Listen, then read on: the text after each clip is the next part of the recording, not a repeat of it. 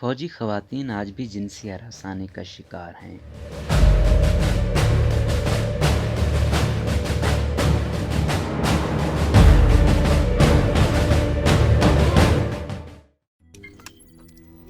روزنامہ قدرت کی ویڈیو دیکھنے کے لیے ابھی یوٹیوب چینل پر سبسکرائب کریں اور بیل آئیکن پر بھی کلک کریں۔ سابقہ فوجی خواتین اور اراکین اسمبلی بتاتی ہیں کہ جنسی ہراسانی اور جنسی تعصب کے مسائل آج بھی قائم و دائم ہیں۔ مسلح افواج میں ملازمت کے دوران خطرے سے جان بچانا معمول کی بات ہے، تاہم خواتین سپاہیوں کو اپنے ہی ساتھیوں سے جن خطرات کا سامنا کرنا پڑتا ہے اس کے متعلق بہت کم لوگ جانتے ہیں۔ لیفٹیننٹ کرنل لین ایلن کہتی ہیں، کمرے تک پیچھا کرنے والے ساتھی کو مکے جڑنے سے لے کر آدھی رات کو دروازے پر سپاہیوں کی دستک سمیت وہ کئی بار ایسے حملوں سے بمشکل بچ سکیں۔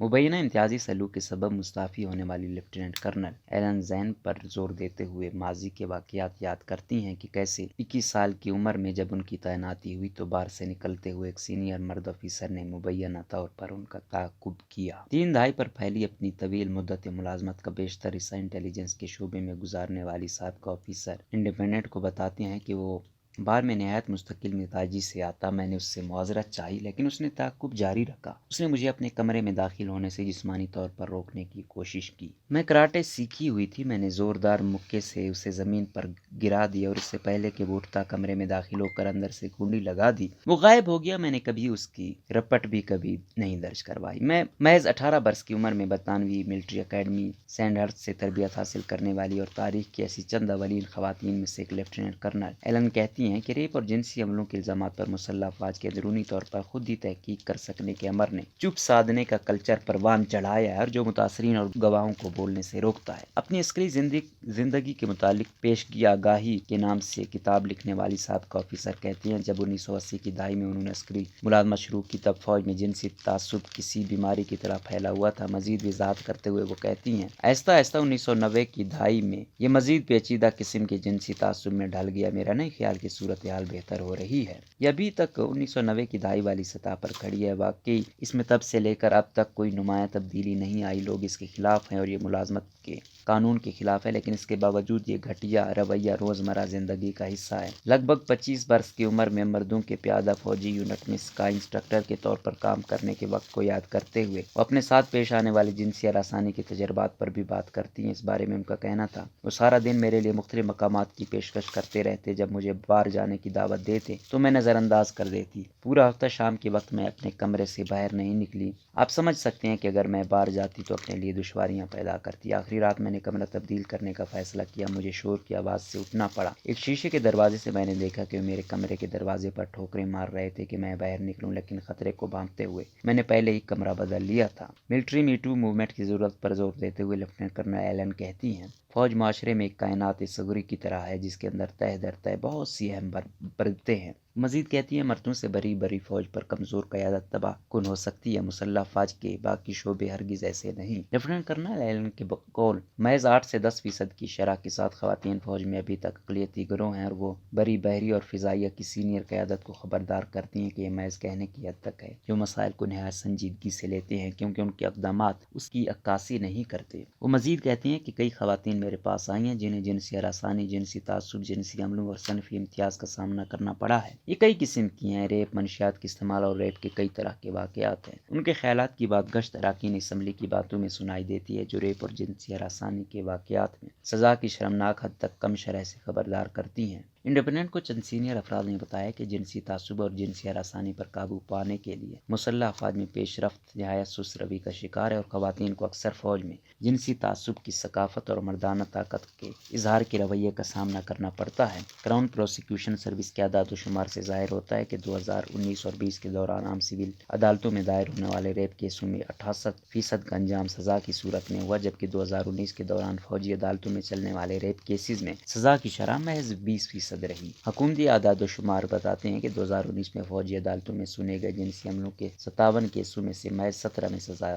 سنائی گئی اور ریپ کے ٹوٹل 15 کیسوں میں سے محض 3 کی نتیجہ سزا کی صورت میں نکلا۔ And violence against women coalition کی سربراہ اینڈریا سائمن کہتی ہیں، دراصل واقعات کی بڑی تعداد عدالت تک نہ پہنچنے کی وجہ سے ریپ کو مؤثر طریقے سے جائز بنانے کی راہ ہموار کی جا رہی ہے۔ جرائم پر انصاف فراہم کرنے کا نظام بحران کا شکار ہے اور یہ ہوشربا اعداد و شمار بتاتے ہیں کہ فوجی عدالتوں میں کیسوں کیسوں پر پیش رفت اور بے سسربی کا شکار ہے۔ اس مسئلے کے حل کے لیے وزارت دفاع کو باقی حکومتی شعبوں کے ساتھ مل کر کام کرنا چاہیے۔ مسلح افواج میں خواتین بھرتی سے عام زندگی تک کے نام سے حکومتی تحقیق کی سربراہ سارا ایتھرٹن نے بتاتی ہیں کہ انہوں نے حاضر سروس اور سابقہ خواتین سپاہیوں سے گزشتہ سال کچھ دل دہلا دینے والے واقعات سنے ہیں۔ برطانوی علاقے ریکسم سے کنزرویٹو پارٹی کے رکن اسمبلی، جو باقاعدہ فوجی پس منظر رکھنے والی پہلی خاتون رکن اسمبلی ہے، وہ کہتی ہیں اس میں کوئی شک نہیں ہے کہ میں نے غنڈہ گردی، صنفی امتیاز، ہراسانی اور ریپ کے واقعات سنے ہیں۔ ہماری ذیلی کمیٹی کی نظر بھرتی سے ملازمت اور عام شہری زندگی کی جانب پلٹنے تک کی عسکری تجربات کے تمام پہلوؤں پر ہے، اور ہمارے جائزے میں 4106 سابقہ و موجودہ خواتین شریک تھیں۔ وہ کہتی ہیں کہ ملازمت کے متعلق ہمارے اندراج شکایات کے نظام میں خواتین کو زیادہ مواقع دیے گئے ہیں، اور انہوں نے تسلیم کیا کہ خواتین کے لیے فوج میں حصول انصاف کی راہ میں بہت سی رکاوٹیں ہیں، اور وضاحت کرتے ہوئے کہا کہ اس تحقیق میں پہلی بار خواتین کے فوجی تجربے کا گہرائی میں جا کر جائزہ لیا گیا ہے۔ حکومتی دفاعی کمیٹی میں شامل مسز ایتھرٹن کہتی ہیں یہ طویل عرصے سے واجب الادا مکالمہ ہے۔ فوج میں مردانہ طاقت دکھانے کی ثقافت کا خاتمہ، موجودہ چیف آف ڈیفنس اسٹاف کے الفاظ، کسی جماعت کی حکمت عملی سے ماورا اور گزشتہ کئی نسلوں تک پھیلا ہوا ہے۔ اس میں کوئی شک نہیں کہ ہماری مسلح افواج میں عورتوں کی حالت بہتر ہوئی ہے، بالخصوص جب میں